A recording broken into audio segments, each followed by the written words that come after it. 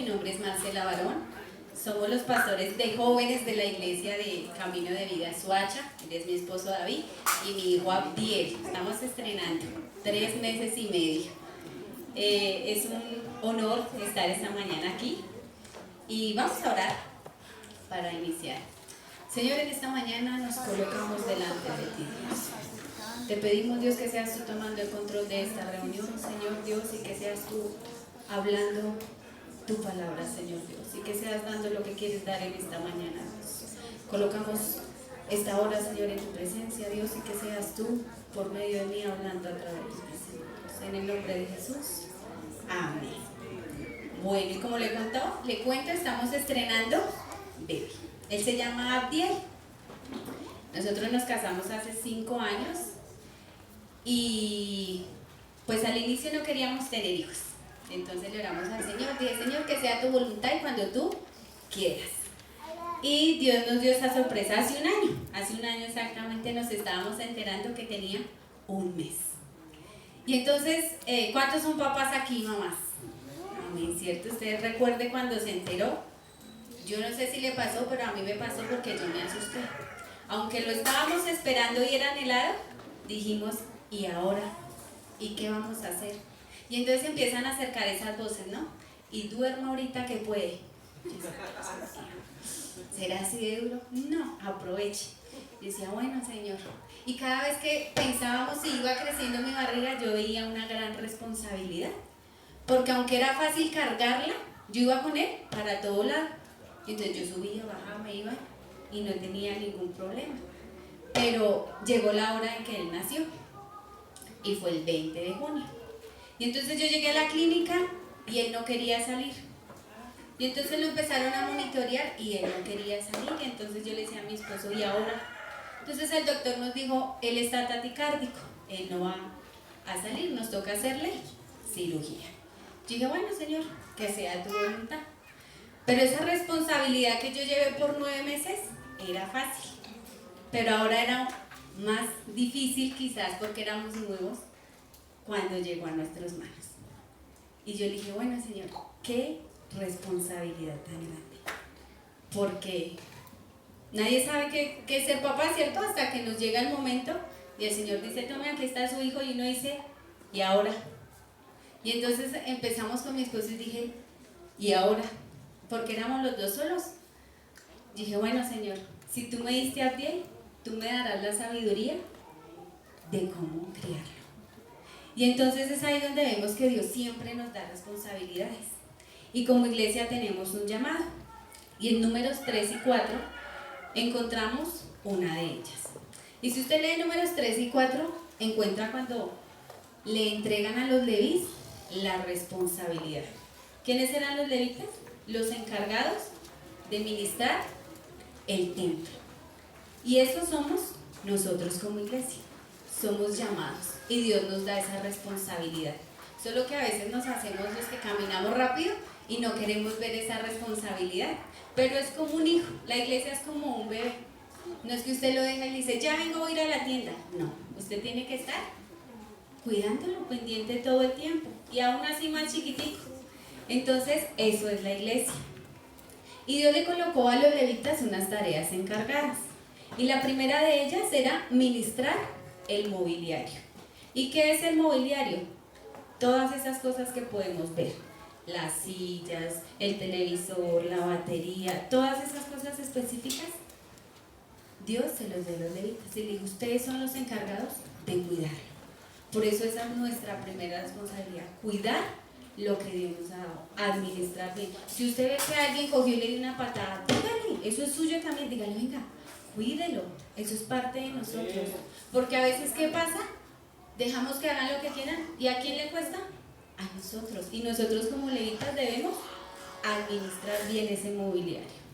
Lo segundo que Dios le dio a los levitas fue ministrar el pueblo. ¿Y qué tenemos que hacer? Atender a la gente.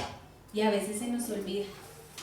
A veces nos importan más nuestros afanes y salimos corriendo y no administramos a esas personas que Dios nos dio. Tanto las de aquí adentro como las que están afuera. Y por eso Dios nos da esa responsabilidad como levitas. Y la tercera es ministrar la presencia de Dios. Y quizás todos no somos idóneos, ¿no? Que si me ponen a cantar, créanme que yo voy a estar desafinada. Pero Dios coloca a esos adoradores encargados como los de esta mañana de la alabanza, amén.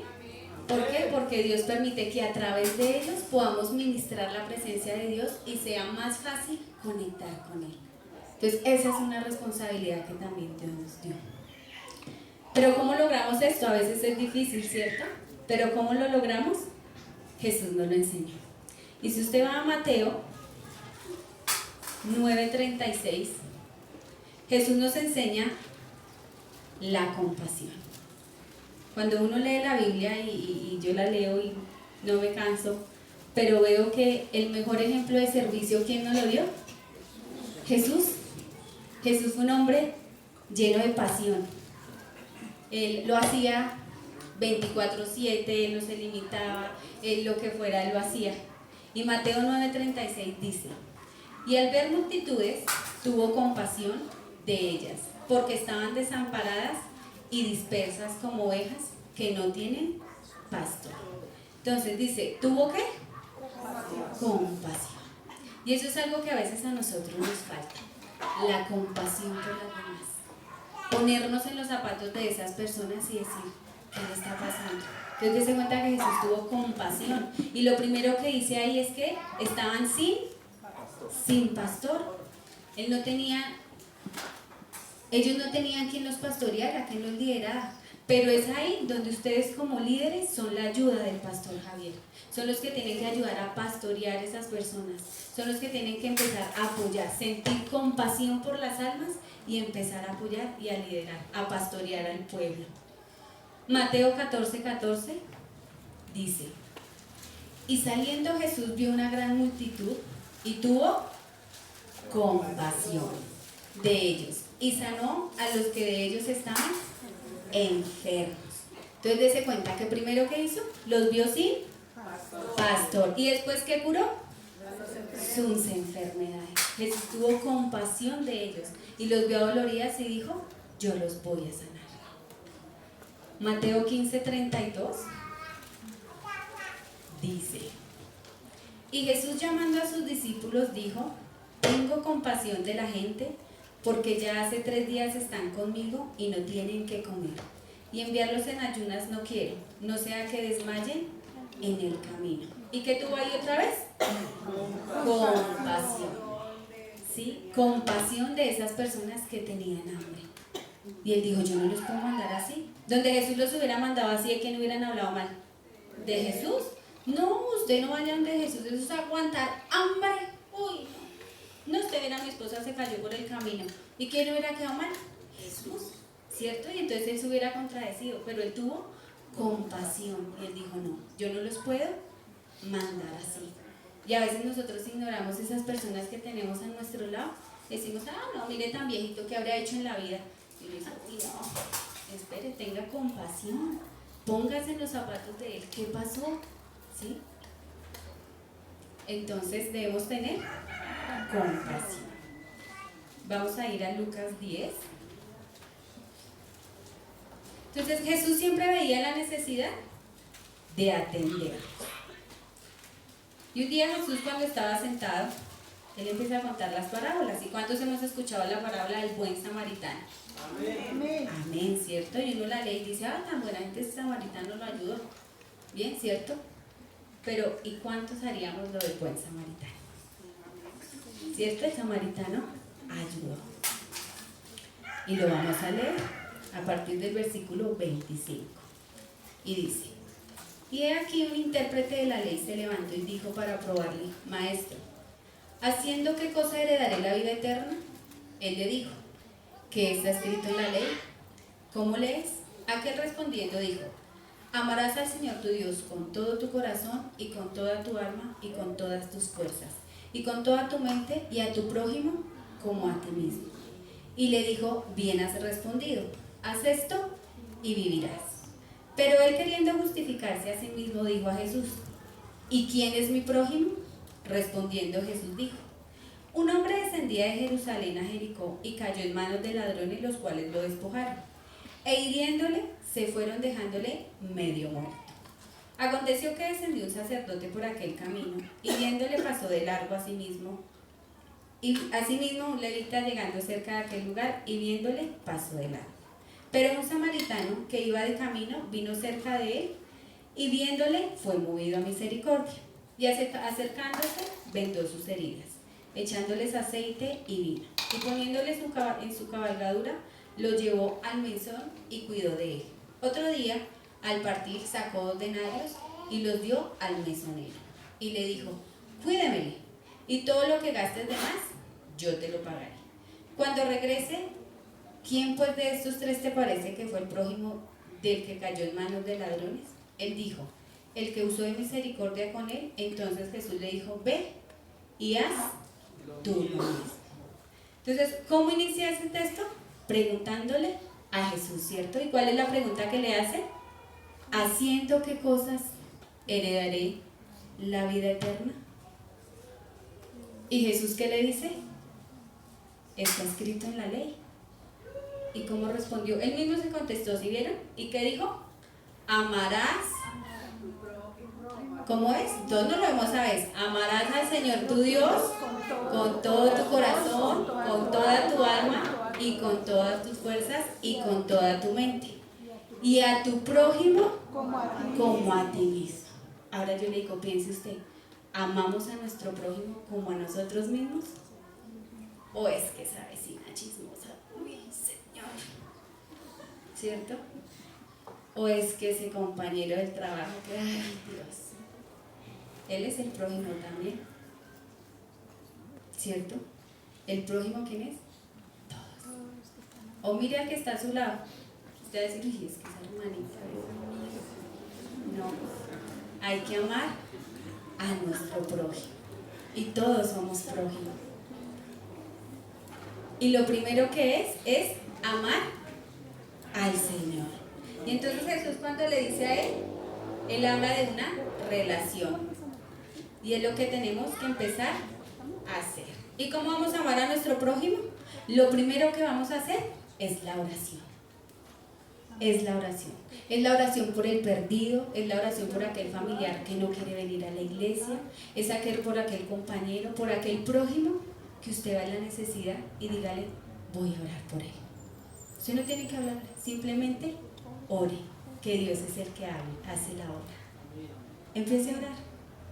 Debemos tener una vida de oración, porque es lo primero que dice, amarás al Señor tu Dios. ¿Y cuál es la mejor manera de amar al Señor? Teniendo una vida con Él. Entonces, es lo primero que debemos hacer como iglesia, orar por el perdido. Si no oramos, así aplicamos todos los métodos. No sé si han visto que la iglesia ha tenido una transición, y en esas transiciones uno dice, uy Señor, pero estoy de acuerdo, no estoy de acuerdo, uno les gusta, otro no les gusta, listo, eso se maneja. Pero por más métodos que tengamos, si no hay oración, nada va a funcionar. Entonces lo primero que debemos hacer es tener oración. Y eso fue lo que hizo el samaritano. El samaritano lo segundo que hizo fue alcanzar. Y lo encontramos en el versículo 33 y 34. ¿El samaritano estaba en la obligación de recoger al judío? No, él dignamente pudo haber hecho como hicieron los otros, ¿cierto? El sacerdote y el ayudante del templo. ¿Qué hicieron? Siguieron derecho. Lo vieron, pobrecito, y siguieron. Pero el samaritano no. El samaritano lo alcanzó. Dijo, venga, este está herido, yo lo voy a alzar. Y en el camino nosotros encontramos personas heridas. Heridas sentimentales, con heridas del alma, con heridas emocionales, con heridas ministeriales, con heridas económicas, pero tenemos que actuar como el buen samaritano. Y por eso yo ahorita le pregunto, ¿a quién vamos a alcanzar? ¿A quién va a alcanzar usted? ¿O va a ser como los dos primeros? ¿Van a seguir derecho y va a decir, este no, este sí? No, ¿a quién va a alcanzar? ¿A los de otras iglesias? No, ellos ya tienen sus iglesias. Tenemos que alcanzar a esos heridos. Y Jesús nos lo demostró. Jesús encontró a la mujer adúltera y ¿qué le dijo? Vete y no peques más. Porque ¿qué iban a hacer con ella? La iban a apedrear, ¿cierto? Y cuando le dice, voltea a mirar quién está alrededor, ya no había nadie. porque ya todo el mundo se había ido. Y dése cuenta que ese acto de misericordia de Jesús, ¿qué hizo esa mujer? Se fue y alcanzó a toda Samaria. Se ganó a toda Samaria, solo por un acto de misericordia, por sanar su herida del alma y su herida emocional. Porque la mujer se acercó a Jesús con una intención, pero al verlo, totalmente cambió. Y su intención cambió.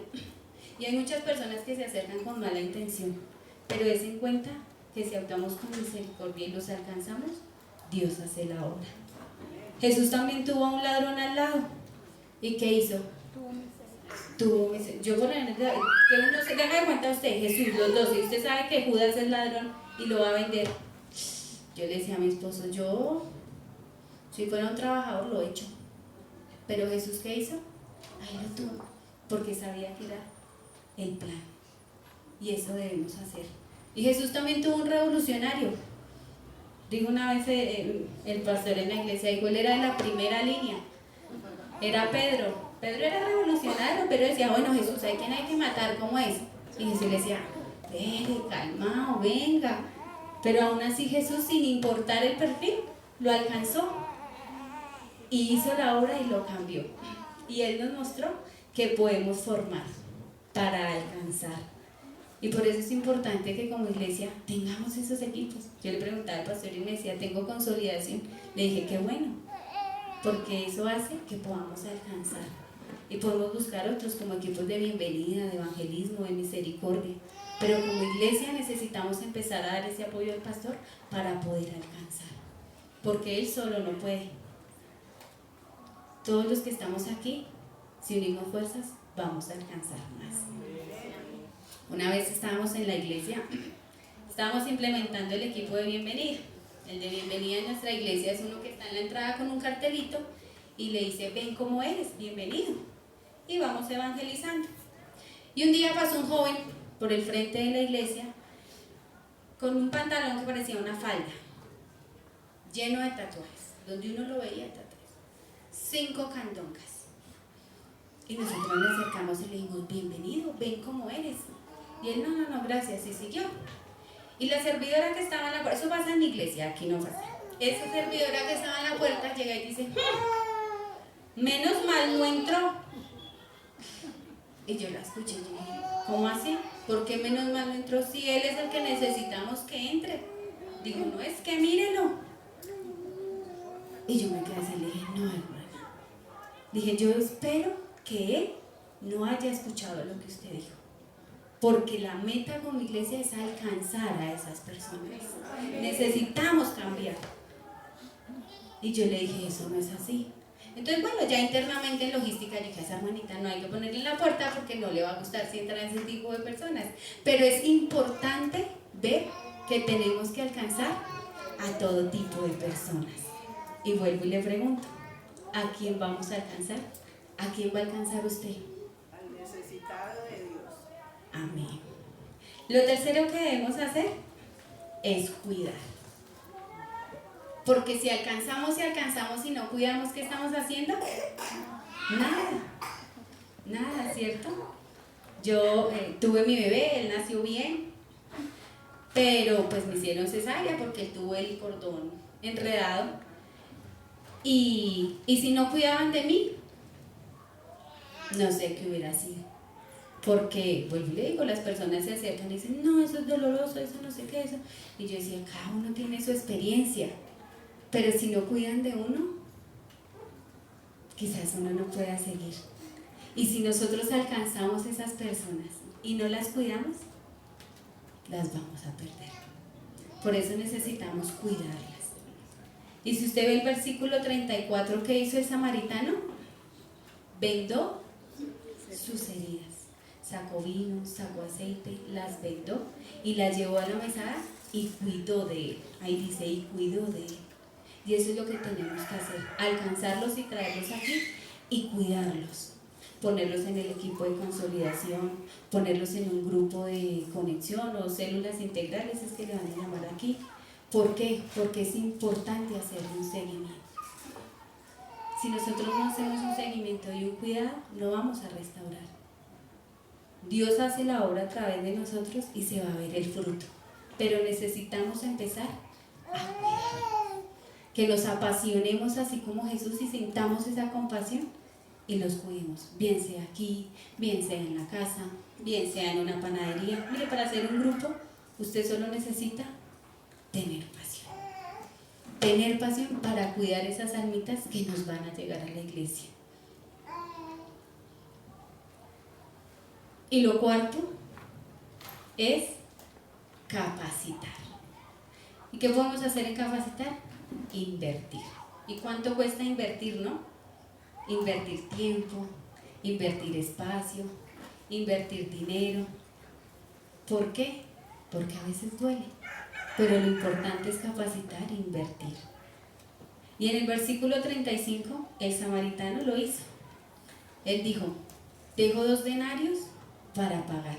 Y si se va algo más, cuando yo vuelvo, usted me dice y yo le pago.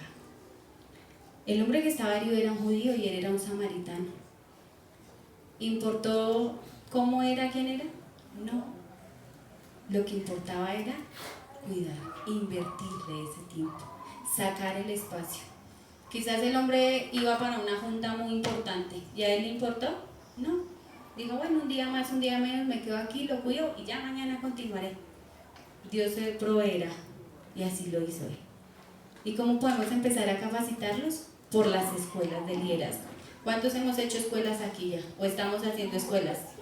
Amén. La importancia de capacitarlos, de aprender, para poder llegar a otros y formarlos. Porque eso fue lo que hizo Jesús. Formar discípulos para ganar, para traer y para cuidar. ¿Y cómo cuidamos nosotros? Trayendo a las escuelas, gastándole un tinto. Dígale, camine en la panadería, a esa vecina, dígale, camine, nos tomamos un tinto y yo la escucho. Porque muchas veces usted ni tiene que hablar, solo tiene que escuchar. Siéntese y usted lo escucha. Y él después va a decir, ay, voy a ir allá porque allá sí me escuchan. Y eso pasa. En la iglesia pasó una vez algo y fue un hermano que... La esposa cometió el error de hablar mal de él. Y eso es un error grave. Y lo comentó con otras personas y ella, no, yo estoy orando para que él venga. Y le llegó el día y fue. Pero ella había hecho mal algo y era que había hablado mal de él. No había capacitado a las personas sino para hacerle daño al esposo. Y cuando llegó el esposo se sintió juzgado. Y entonces, bueno, aún así él entró, se sentó. Y él cometió un error, era nuevo. Le sonó el celular. Y entonces cuando le suena el celular, ¿qué hacemos todos en la iglesia a veces? Volteamos a ver y empezamos. Apáguenlo, ¿cierto? Porque a uno le da mal genio. Y resulta que él era nuevo y nadie sabía. Y él cometió ese error. Y él dice, yo me sentí tan mal que él volvió a la taberna. Y allá, ¿qué hubo? Porque no había vuelto, bienvenido, venga. Y lo atendieron de una manera que es triste ver cómo en la iglesia, por un error tan sencillo como el celular, que es después decirle, no, venga, hermano, a la próxima, apague el celular, eso no pasa nada. Él se fue. Y cuando él fue allá, volvió. Él ya no quería volver. Él se sintió más cómodo afuera, porque afuera no lo señalaron, afuera no lo buscaron. Pero ¿qué le faltó a él? Formación, capacitación. Que alguien le invirtiera tiempo y le dijera, apague el celular cuando entra a la iglesia. Y eso a veces nos pasa a nosotros, que no invertimos tiempo, no invertimos nada. Y por eso es importante también los grupos de conexión, porque usted va a invertir ese tiempo a sus discípulos. Usted les va a hablar, les va a mostrar que todos somos humanos, todos nos equivocamos, pero con Dios las cosas son más fáciles. Con Dios las cosas son mejor.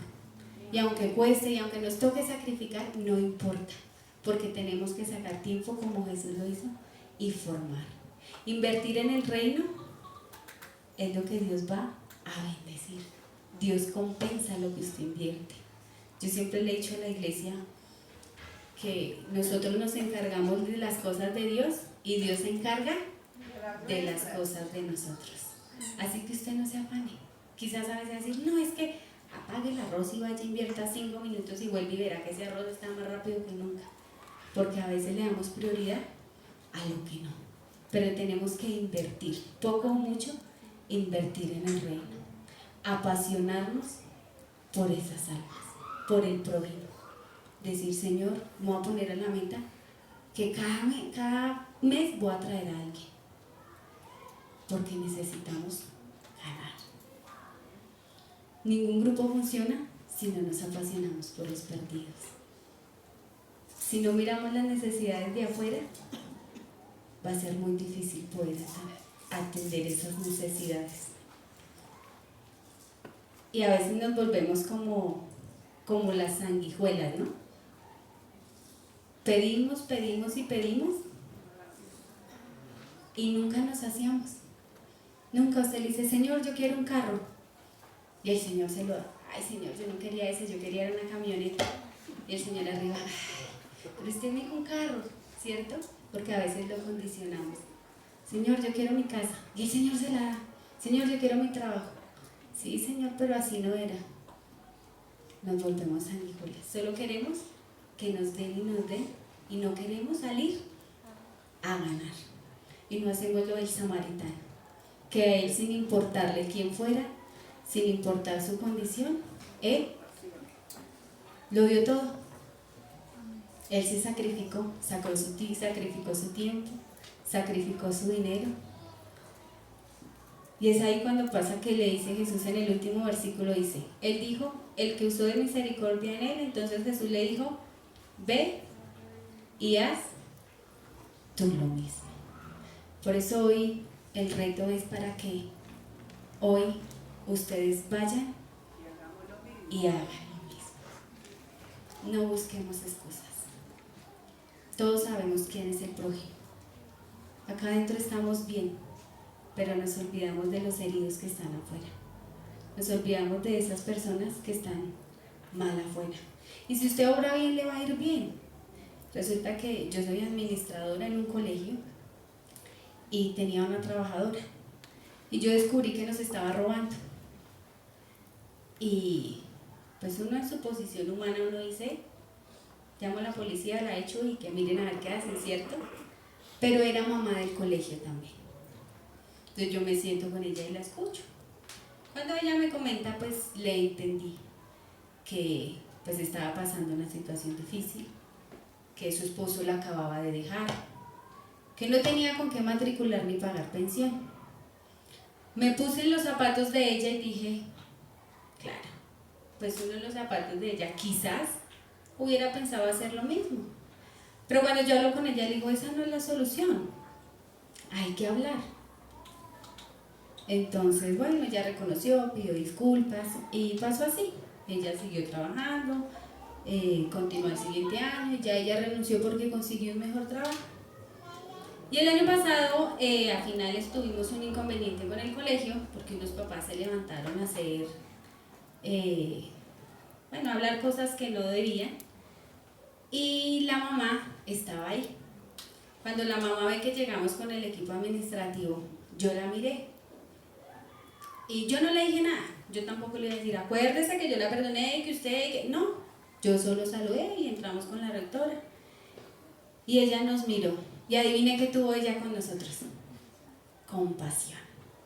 Porque ella se dio cuenta que estaban hablando lo que no debía. Y ella se para y dice, no, yo sé que ellos no son así. Porque yo alguna vez cometí un error aquí y ellos me perdonaron y no hicieron nada. Y ellos no son así. Entonces, qué bonito que como iglesia marquemos la diferencia.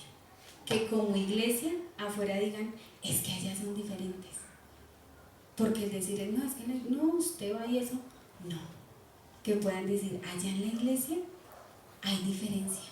Vea, yo fui y no me dijeron nada, me abrazaron, me dieron la bienvenida, porque eso nos falta.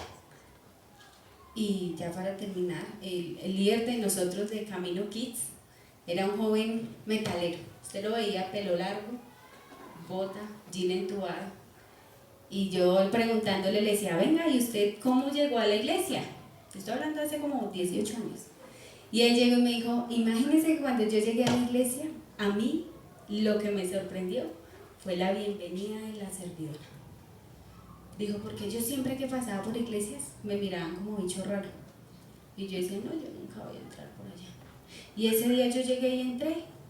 Y esa servidora dijo, solo me miraba la cara. Dijo, yo no sé cómo ir. Y me dijo, bienvenido, esta es su casa. Y dijo, uy, me aceptaron así. Y él entró. Y desde ahí, él sigue. Él no se ha ido. Porque le mostraron compasión. Entonces, es muestra que si somos compasivos, Dios es el que hace la obra. Denle ese aplauso fuerte a Dios.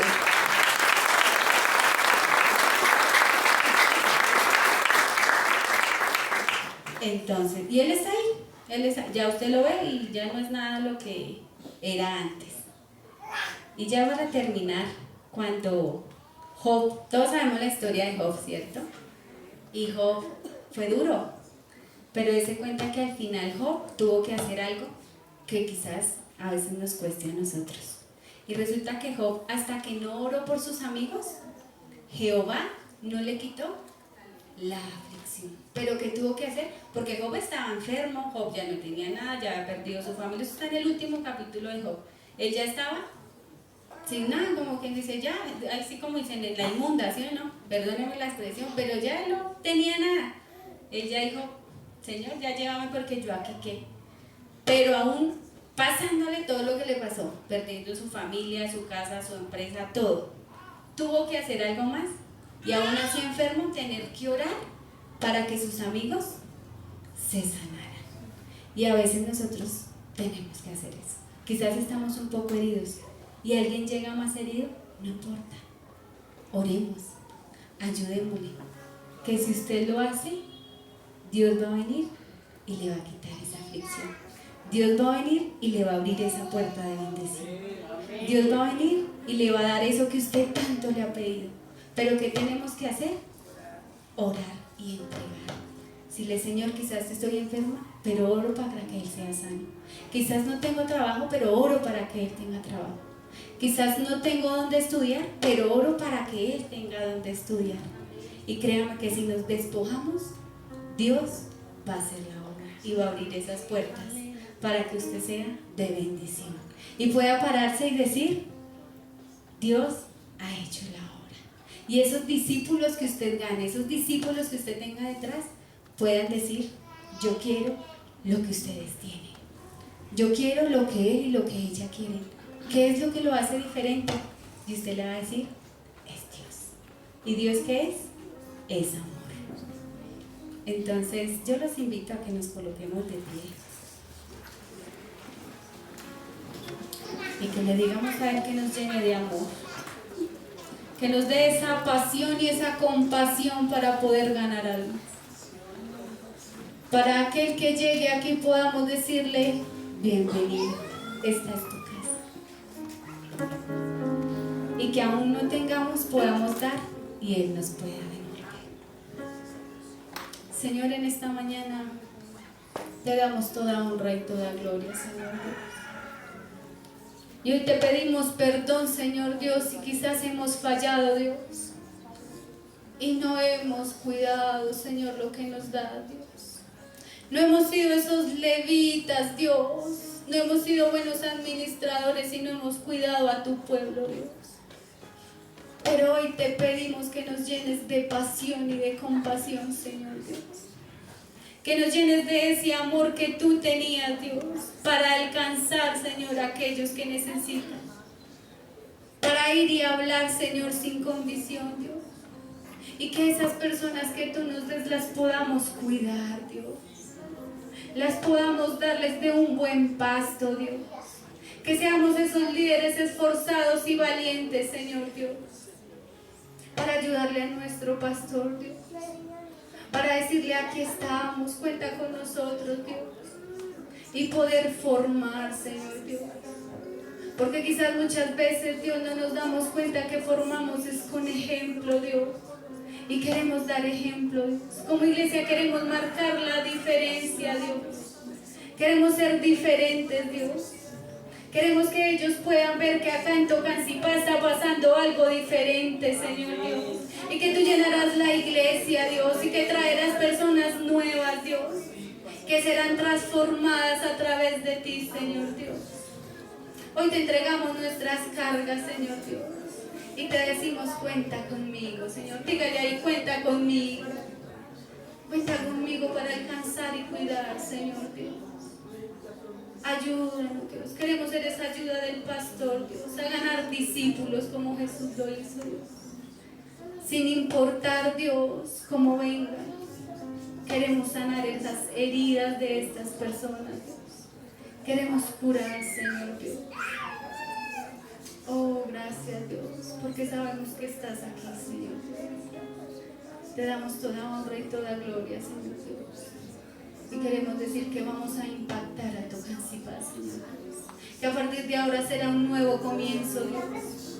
Y que será transformada, Dios, con estos tu iglesia y tus líderes, Dios. Te damos toda honra y toda gloria en el nombre de Jesús. Amén.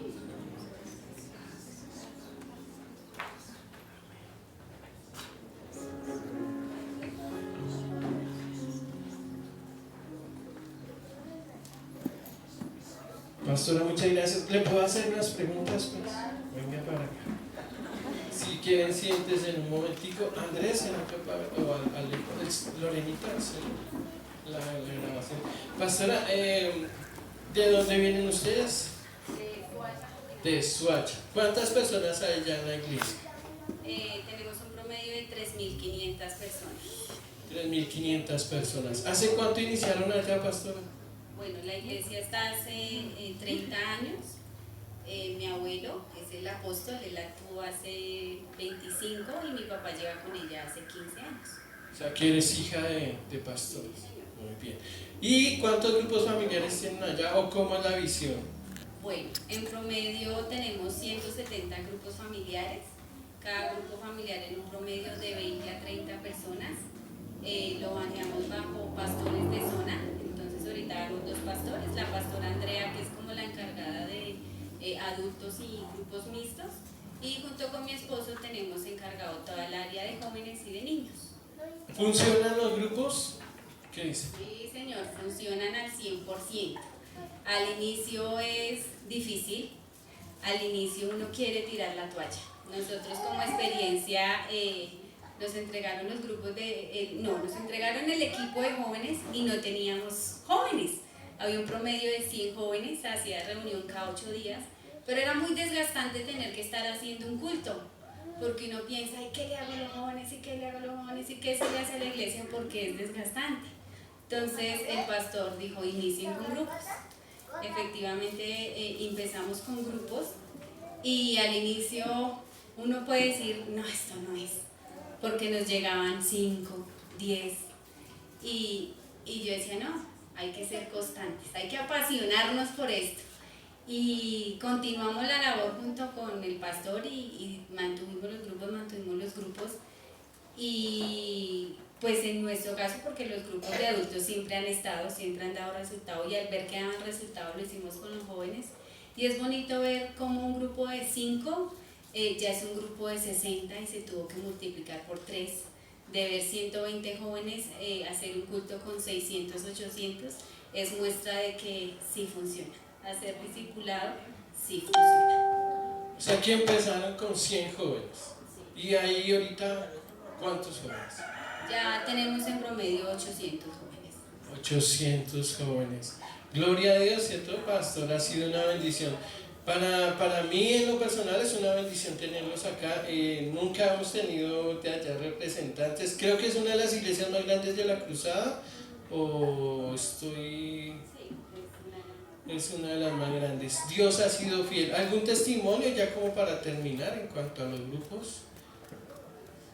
Bueno, uno encuentra de todo en los grupos, ¿no? Hemos encontrado personas con depresión a punto de suicidarse, personas a punto del divorcio, pero cuando ellos hablan a través de su líder, como iglesia es mucho más fácil ayudar, es mucho más fácil buscar el apoyo porque en la iglesia encontramos psicólogos, trabajadores sociales, terapeutas, entonces cuando ellos gritan esa ayuda, uno se las da y ellos le agradecen porque salvamos una vida, salvamos un matrimonio, entonces creo que que eso es lo mejor y pues para muestra cómo está la iglesia ahorita, es una bendición, allá son invitados cuando quieran ir, las puertas están abiertas y ver el trabajo y el fruto es gratificante, porque la gloria es para Dios, pero vale todo el esfuerzo y todo el sacrificio que se hace.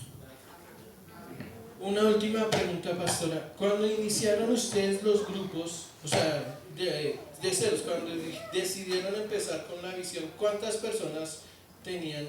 ¿Cómo era de grande la iglesia? Bueno, mi abuelito cuando era el pastor le entrega a mi papá un promedio de 300 personas.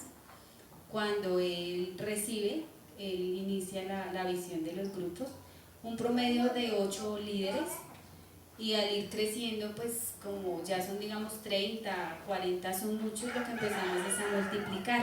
Entonces al ir multiplicando en cuestión de 3 años ya vemos que no somos 300 sino 600, ya de 600 pasamos a 1200, de 1200 a 2000 y pues para la gloria de Dios ya vamos en 3200. Gracias, pastora. ¿Cómo les parece?